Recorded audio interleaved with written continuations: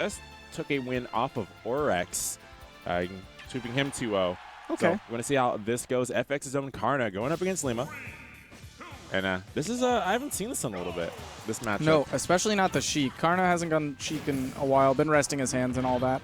But it looks like he's back in full force, trying his best today to beat up Lima and maybe defend us from Zenyu. And I know Lima wants to take this set and get his revenge against Zenyu. Losing 6-0 to Zenyu this Wednesday, Lima definitely wants to show that he can do so much more. But Karna looking really good so far, getting a lot of damage. But we've seen Lima come back from percents like this. We've seen Lima get a lot of quick damage and quick stocks when he's given the opportunity. So here's a moment right now, getting that witch time.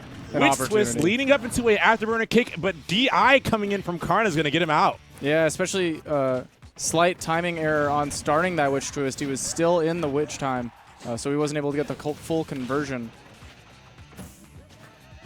Yeah, a lot of good stuff coming up from both. Lima immediately answering back the percent deficit that he had, and we've seen from Karna today that he can find those stocks right when he needs it through just some really interesting innovation. It's been a while since we've seen a Sheik, but getting caught by the witch time, eating that up smash. Lima gets the first stock. Might have been a while since Karna's practiced up in this matchup because it looks like he is willing to throw out these tilts a little bit too much. He's gotten 2 witch times, and he's got to be real careful now. Play a little bit more bait heavy and try to bait out those witch times and get the punishes like that right there. Get your big damage and make Lima less inclined to go for that option. Definitely. Well, he has the first stock, and he's got all the percent now in a lead, playing a lot more patient like you're talking about, and if he can just watch out for these witch times, he's going to be looking really good. There, about within, diffusing some pressure with the witch twist, carrying back up, and yet another stage spike, and Karna just falls down. Yeah, the first time he was able to get the tech, but second time not so much. Looks like he's going to fall and lose that first game that he had so much control at the start of. Lima going up 1-0. Yeah, and this is still, we're not in finals yet, guys. This is going to be a 2 out of 3 set, so. Oh, and semis too? Okay, awesome. So this is best of 5. To those who can't hear the lovely voice of M, which would be all of you at home. So cool, this is best out of 5. Top Awesome. 6 is Great. best of 5.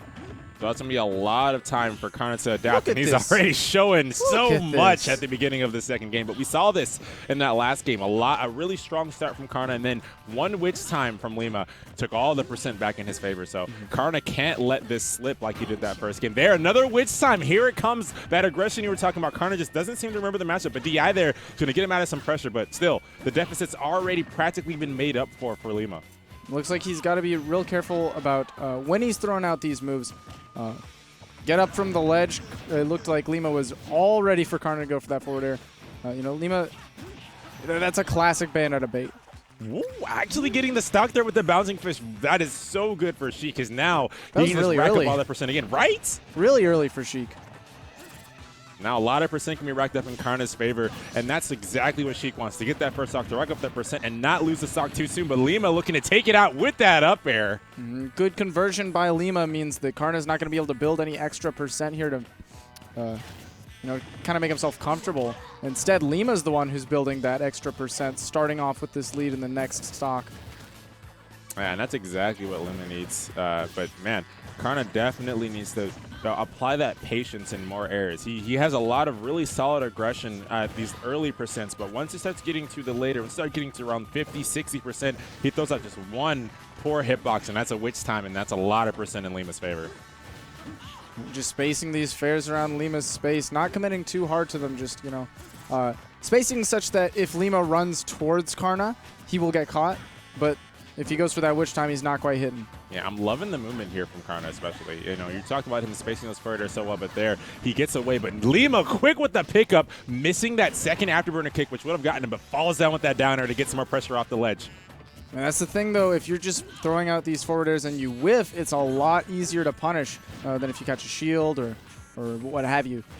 Right? You're just sitting there with your hands extended, saying, "Hit me, please." And Lima is more than happy to give him those hits. Still, Well, Karna's doing a good job of racking up this percent, but now Karna right back into these combos. Almost got flown right to that moon. Missing the best hitbox of that down air is going to let Karna stay alive at 124%. Sheik with Rage can do a lot of work, guys. He's got to recover against Lima right here. Okay, does make it back to the ledge now. How does he fight his way back on stage? With that forward tilt, going to connect with Rage, will take the stock. A very early percent, perhaps got the DI mix up there where he crossed up Lima midair. Yeah, that was really nice. I actually didn't know if he was going to get that connection there. Now we have a 1-1 game, guys. This is the best out of 5. First 2-3 games. Karna being able to answer back in the second game is huge for this set. And it's a while. Like you said, it's a while since we've seen this Karna Sheik bring it out, and it's a while since you've seen him adapt like he has been taking that second game. Now we're going to Town and City, which this helps both. Lima's going to be getting that stock a bit earlier, but so is Karna, and we've seen how early he can take the stock, even on the stage like Smashville. I mean, he's been taking these stocks at near 100%. I don't want to see him drop much earlier. That'd be ridiculous. Exactly, and that's might be what we'd be seeing, but Lima just so good at keeping his opponent in the air. But wow, look at the recovery from Karna to get back down to that stage without taking too much percent.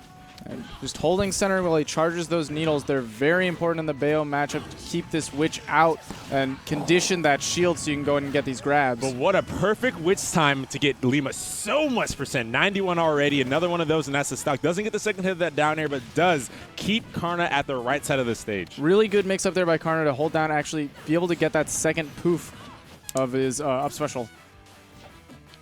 And boy, the tables turned. Karna now with all the control, but Lima taking it right back really quick. Now an option to read the ledge. Doesn't get anything from it, but keeps Karna at this right side. Karna, though, answering back quickly. Okay. Using those needles to safely catch the landing of Lima. Just tack on some extra percent, put him back in the air. Forward throw to Bouncing Fish is going to do it, just goes for it. That is, you know, especially against Bayonetta, a very effective 50-50 situation. Either he air dodges immediately and beats out the immediate Bouncing Fish, or he waits it out and potentially just eats it. There, Karna choosing the perfect option to run out with that Bouncing Fish and get the stock now at a percent lead. And we talked about this being a good spot for Sheik. The opportunity to rack up percent on that second stock. Sheik is such a good character for racking up this damage, as we're already seeing. But Lima looking to take that stock, doesn't go for the afterburner kick confirm. Probably seeing that the percent's a bit too high for that afterburner kick to confirm.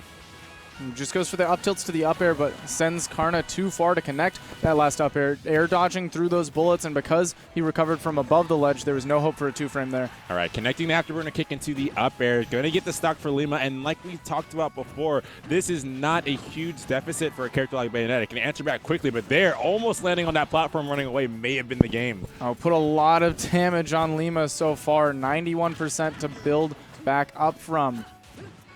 Yeah, but it stays like Town and City, lower blast zones, and this rage building up on Lima. If he can get one good hitbox, that may be the end for Karna. There, the up throw, leading into an up air, leading into yet another witch twist, but doesn't go for the kill, goes for the back air to get that percent. Yeah, he noticed the DI after that afterburner kick and realized there was no following up with a witch twist or an up air that would seal the stock, so he decided to just get damage with the back air. All right, now back onto the stage. Both just looking for a nice hitbox. Not connecting the Bouncing Fish from the needles. They're missing just the perfect spacing. Yeah, it looked like the platform there actually came in to aid Lima on that trajectory. Kind of blocked Karna's path. Yeah, very unfortunate there. Unable to take the stock, but still able to rack up this percent. 127 now. Up throw, interesting. Yeah, that's another 50-50 situation where he can either go for the immediate up air or wait for that air dodge. It's a lot more potent against Bayonetta than against some other characters. And see there, it's very good for Bayonetta, though, if you call it right, because you can punish with a witch twist of your own and set Sheik on a ride.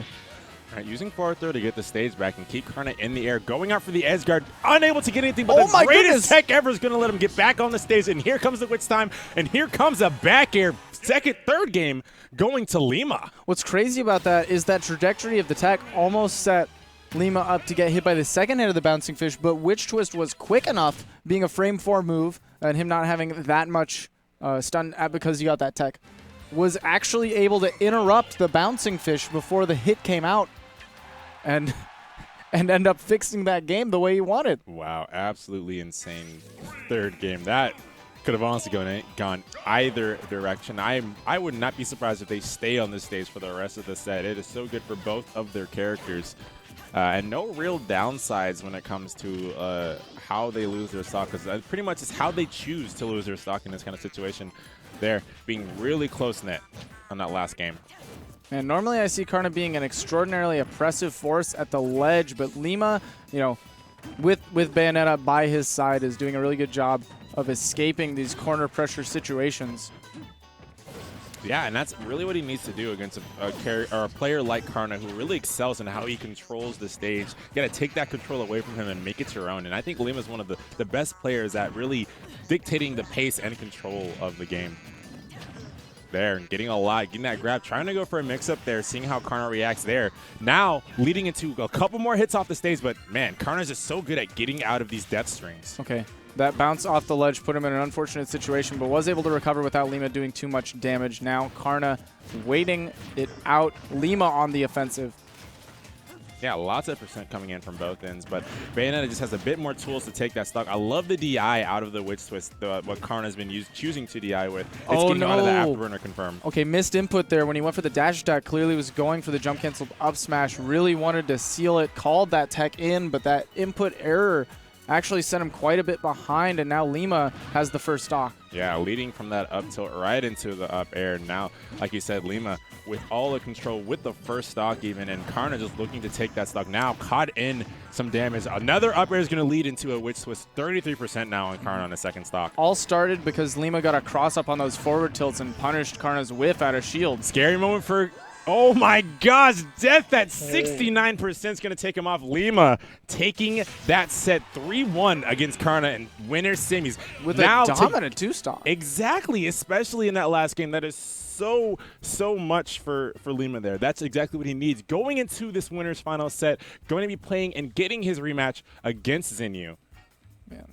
They're most likely to see if, I'm just going to be assuming that Xenyu's already in winner's finals, right? No, who's he at to play next?